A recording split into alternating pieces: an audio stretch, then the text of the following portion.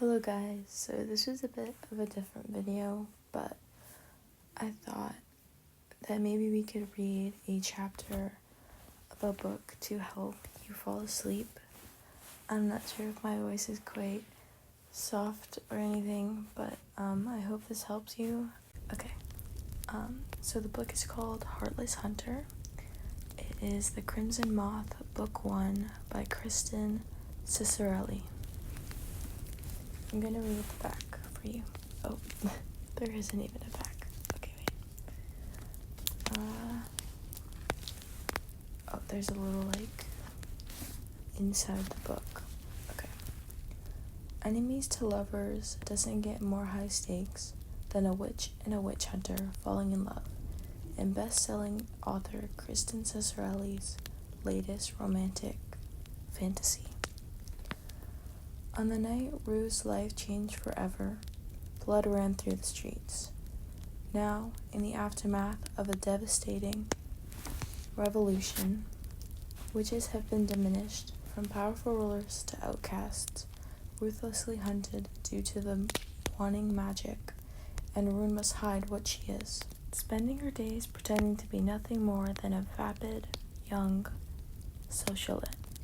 Rue spends her nights as the Crimson Moth, a witch vigilante who rescues her kind from being purged. When a rescue goes wrong, she decides to throw the witches hunters off her scent and gain intel she desperately needs by courting the handsome Gideon Sharpay. He is a notorious and unforgiving witch hunter, loyal to the revolution, and too late, Rue realizes she might be falling for him. Gideon loathes the delicacy and superficiality Rue represents, but when he learns the Crimson Moth has been using Rue's merchant ships to smuggle renegade witches out of the Republic, he inserts himself into her social circles by pretending to court her. He soon realizes that beneath her beauty and shallow facade is someone fiercely intelligent and tender who feels like his perfect match. Except what if she's the very villain he's been hunting? That is the information on the book. So it's an enemies to lover story about a witch and a witch hunter. Let me take the book sleeve off. Okay.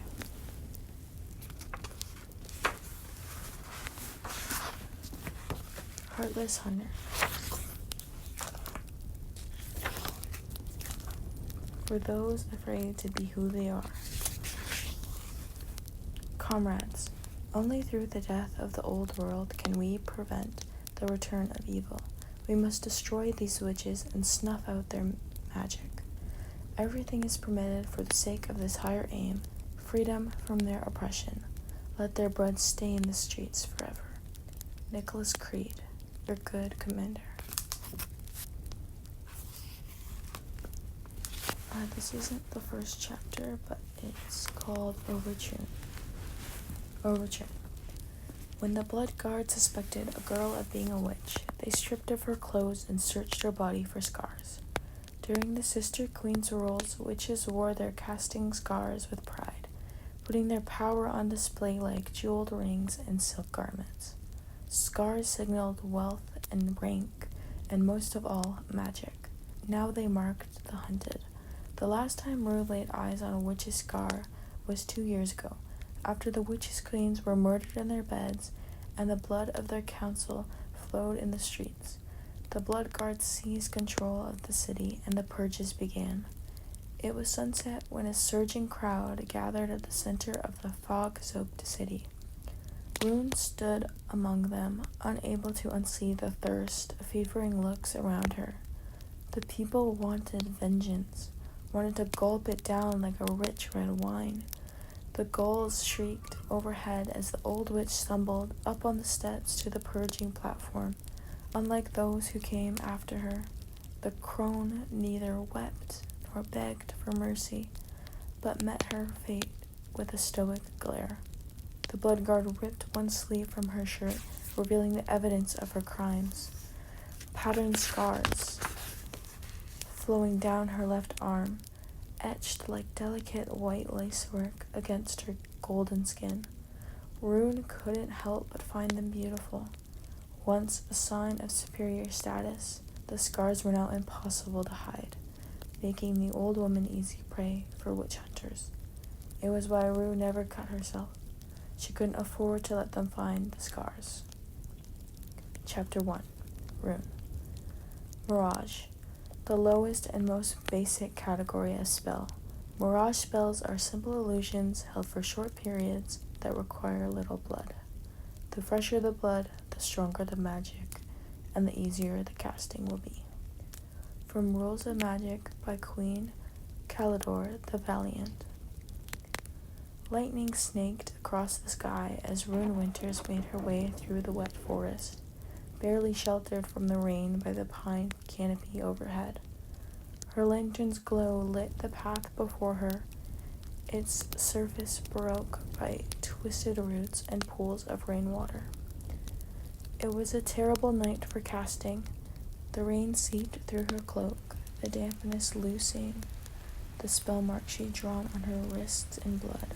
She needed to redraw the symbols before the rain washed them away entirely, taking her magic with them. The illusion discussing rain had to hold until she knew for certain Surfane wouldn't kill her. As a former advisor from the Sisters Queens, Surfane Oaks was a powerful witch, and after 2 years of searching, Rune had finally tracked her down. Now that she had, what would she find at the top of this wooden headland? Friend or foe?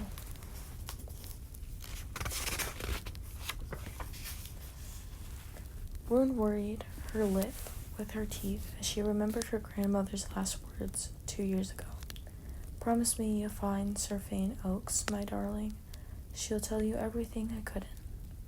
After the blood guard arrested Nan and dragged her from her house, they smeared a bloody X across the door, declaring to everyone that an enemy of the Republic had been found within and was on her way to be purged. The memory of that day stabbed like a knife. An anxious hum buzzed in Rue's blood as she continued onward, like an overturned growing louder and faster. If Surfane saw through the illusion cloaking Rune before hearing her out, she might expel Rune from her house, or worse, strike her dead. Because wherever Rune Winters went, her carefully crafted reputation came with her. She was an informer, a witch hater, a darling of the New Republic. Rune was the girl who betrayed her grandmother. It's why she disguised herself as an old peddler tonight, leading a mule laden with goods. The smell of wet donkey hung in the air, and her load of pots and pans clattered with the beast's every step. Each detail summoned into being by the magic in Rue's blood, and held together by the symbols drawn on her wrist, binding the spell to her.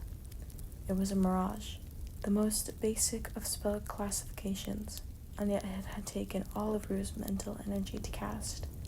The result headache still soaring in her temples, the branches shook with rain, lightning flashing overhead, illuminating the tiny cottage perched at the cliff's edge where the forest ended.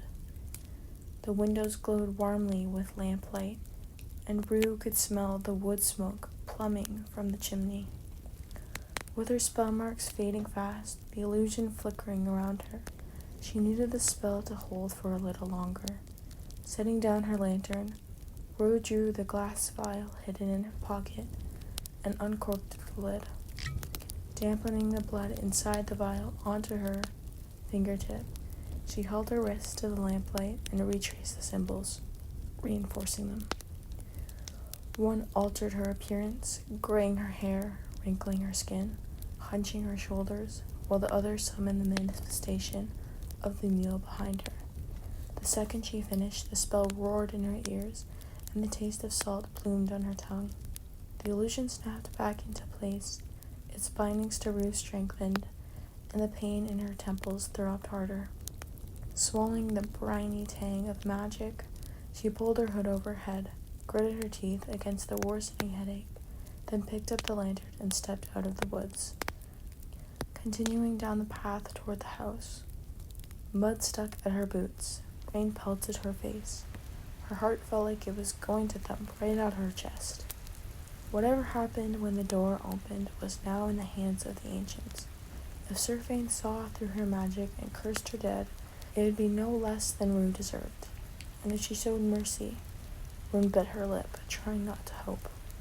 Moving through the yard, she heard the anxious whining of a horse from the silhouetted stable, probably frightened by the storm. When she reached the house, she found the front door already open, and a triangle of golden light spilling into the yard. Her stiffened fingers curled against the brass ring of her lantern's handle. Was Sir Fane expecting her? Some witches foresaw snatches of the future.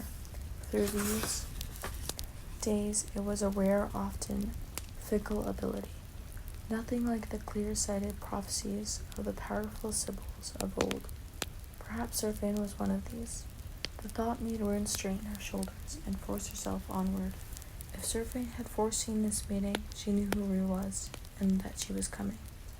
All the more reason to get this over with. Leaving the mule illusion behind in the yard, she stepped across the threshold of the house. No one stood waiting for her. A fire dying in the hearth, the embers flickering red, and a plate of food sat on the table. The gravy congelated as if it had been sitting for a while. The rain spitted in through the open door, dampening the stone floor beneath her feet. Rue frowned. "Hello?" Silence answered her. "Sir Fane?" The house moaned at the sound of the owner's name. The beams cracked overhead and the walls shifted in the wind. Rue glanced around, looking for any sign of the woman who lived here. The tiny house contained only a single room, with a kitchen in the corner and a small study in the opposite. You must be here somewhere. A roughly hewn ladder in the center of the room led to the loft. Stepping onto its rugs, Rue climbed to the top, where she found an unmade bed, 3 lit candles, dribbling honey-colored wax on the floor. She climbed down and checked the door at the back of the house, which led into an empty garden. There was no sign of Sir Fane. Rune's skin prickled with unease. Where is she? The horse whined again in the distance. The stable, of course. If the creature had spooked, Sir Fane would have gone to claim it. With her lantern in hand and her headache still pulsing in her skull, Rue stepped back across the threshold and into the rain. Leaving the door ajar, collecting her mule illusion as she went. Rain splattered her wrist and the spell lurched around her, trying to hold. Hurrying, she was halfway to the stable when something squished underneath her boot. It was difficult to see in the dark and storm, so she crouched low and set her lamp in the muck. It was a garment. Rune reached for the sewed-in fabric. Rising to her feet, she studied her findings in the lamplight. A plain woolen work dress, the kind that a servant might wear when scrubbing the floors, except someone had sliced the back open. Who would? She glanced at the path and saw a second piece of clothing. Stooping, she discovered a cotton shift, brown with mud, also sliced down the back. No, thought Rune, her rain-bitten fingers tracing the frayed edges. Not cut, torn. Her stomach tightened. With her wrists so exposed to the elements, the rain smudged out her spell marks completely, and the illusion sloughed off. Her headache vanished with it.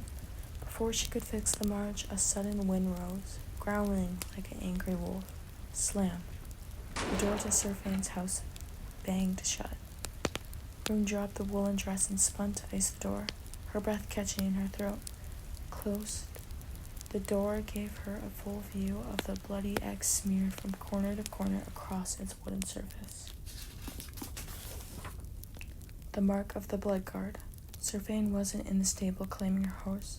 Soldiers had found her, stripped her, and taken her with them.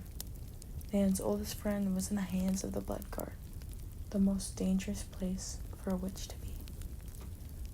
That's the end of chapter 1.